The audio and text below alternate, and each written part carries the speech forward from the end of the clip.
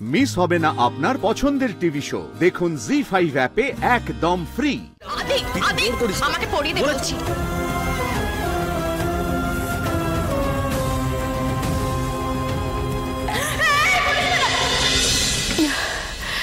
কিচ্ছু হবে না আমার। কি হবে? যাতে ত্রিশূল আছে তার কিচ্ছু হয় না। আমার কি আবার মাদকার উপরে ভরসা নেই নাকি? মাদকা আবার কিচ্ছু হতে দেবে না। একটা কথা জানবি, জানি বাপ খুড়ো তার আছে ভগবান বুড়ো। রাত যতই কালো হোক, যতই আধার হোক, আধার কেটে ঠিক সকাল আসবে। আর আমি কি এখানে একা আছি নাকি? আমার সাথে তো সবাই আছে। আমার সামনে না থাক, আমার মনের মধ্যে তো সবাই আছে। ঠামি, ও ঠামি, বুঝি তোমাকে ইঞ্জেকশন এখন কে দিচ্ছে গো? তোমার নাতি বুঝি খুব বকাঝকা করছে এখন? সবকিছু পাত্তা দিও না, ওনার কথা তো কানে নিও না। আমি এখান থেকে বেরোই, আমি যাবো তো তোমার কাছে, আমি ঠিক ফিরে যাব।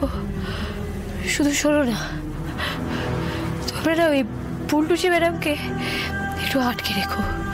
দেখো উনি যেন ওই ফাঁকা মাঠে গোল না দেয়। আমি এখান থেকে ঠিক বেরিয়ে যাব।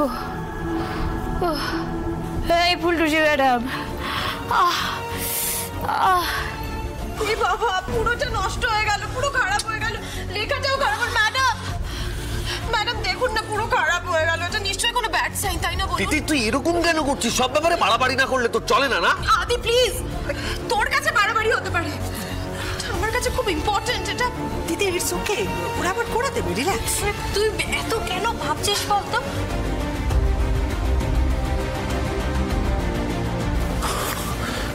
আনন্দির কোনো খোঁজ পাওয়া গেল? ফোন? আরে প্লিজ বলো, কোনো খবর পেলে? আচ্ছা ডাক্তারবাবু, এরা সবাই জানে যে এত রেসপন্সিবল একটা হাজবেন্ডকে এরা আবার বিয়ের পিড়িতে বসাতে চলেছে। রেসপন্সিবল হাজবেন্ড নয়, রেসপন্সিবল মানুষও। মানে একটা মানুষ বাড়ি থেকে উধাও হয়ে গেল, তার কোনো ট্রেস পাওয়া যাচ্ছে না, এটা সবাই ভাবতে পারলেও না আমি ভাবতে পারি না।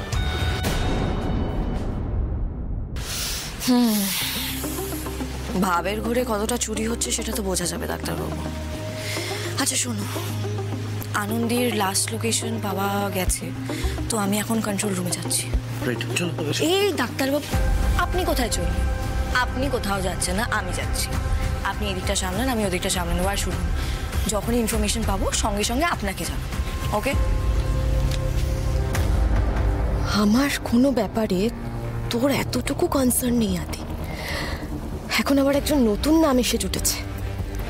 আনন্দি থেকে মুক্তি পেতে না পেতেই অমৃতাকে কোথা থেকে জুটিয়ে আনলি তুই?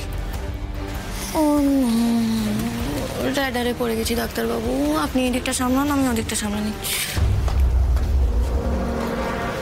আদি, এই অমৃতা তোর কেমন বন্ধু রে?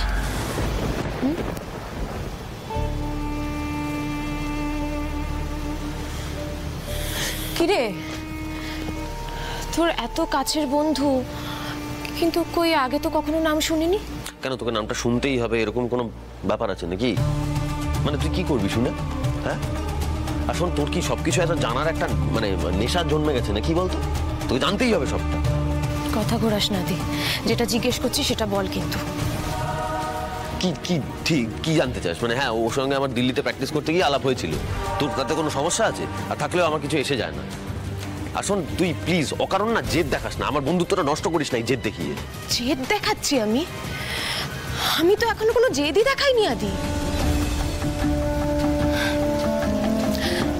আজকে আমার আর তোর মেহেন্দি, তুই কি করছিস একবার দেখ। ওই মেয়েটা, ও বলছে ও তোর ভালো বন্ধু, ওর কথাতে তুই নিচে আসবি, আর তুই তো ওর সাথে বসেই গল্প করছিস। তাহলে একটা কথা বল, ও যদি তোর এত ভালো বন্ধু হয়, আমি কি? নিজেকে প্রশ্ন কর। আমি তো তোর সব থেকে ভালো বন্ধু ছিলাম। হ্যাঁ, আমিও সেটাই জানতাম। আমি এতদিন সেটাই জেনে এসেছি যে তুই আমার সব থেকে ভালো বন্ধু ছিলি, কিন্তু এখন এই মুহূর্তের পর না আমি আমার বিশ্বাস করতে বুঝতে অসুবিধা হচ্ছে যে আমাদের মধ্যে একটা ভালো বন্ধুত্বপূর্ণ সম্পর্কটা ছিল। আদি সত্যি বলছি, বিশ্বাস কর, এটাই সত্যি, একদম সত্যি। আমার বন্ধু তিতির সে বদলে গিয়ে এমন একটা মেয়ে হয়ে গেল যে কিনা সবসময় বিয়ে বিয়ে করে উন্মাদ হয়ে যাচ্ছে তিতির।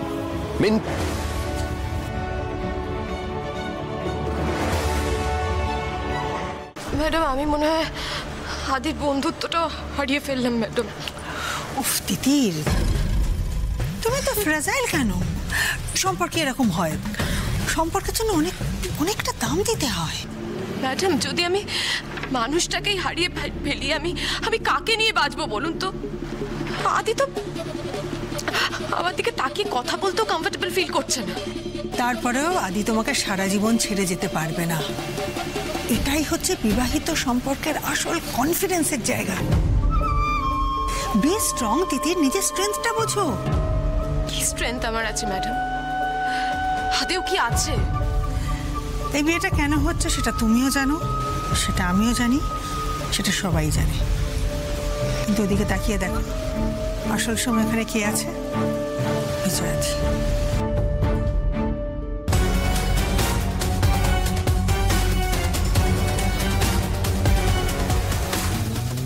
আমি কোথাও নেই, এটাই তোমার স্ট্রেংথ দিদির।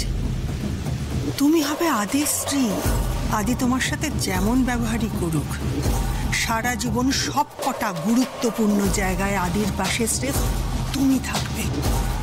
কিন্তু ম্যাডাম এইভাবে কি বাঁচা যায় ম্যাডাম? এইভাবে বিজয়াদি তো থাকতে পারলো এতগুলো বছর।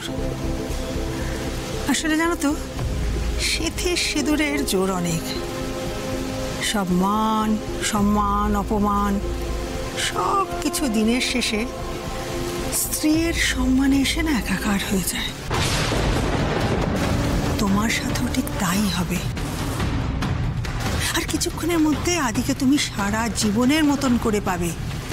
তুমি হচ্ছ তার স্ত্রী। আমি আসছি, আমাকে এখানে কেউ আটকে রাখতে পারবে না। আমি আসছি পুলটু শিবেরা।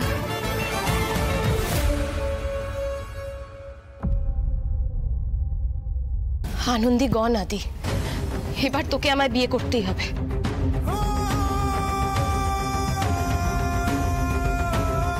না না, তোর না কেউ শুনবে না আদি।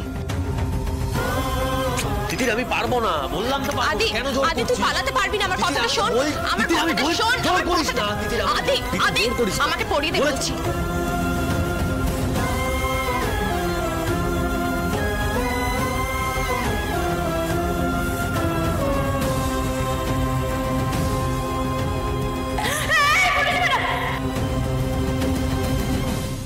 জি5 ডাউনলোড করুন আর সব এপিসোড দেখুন একদম ফ্রি।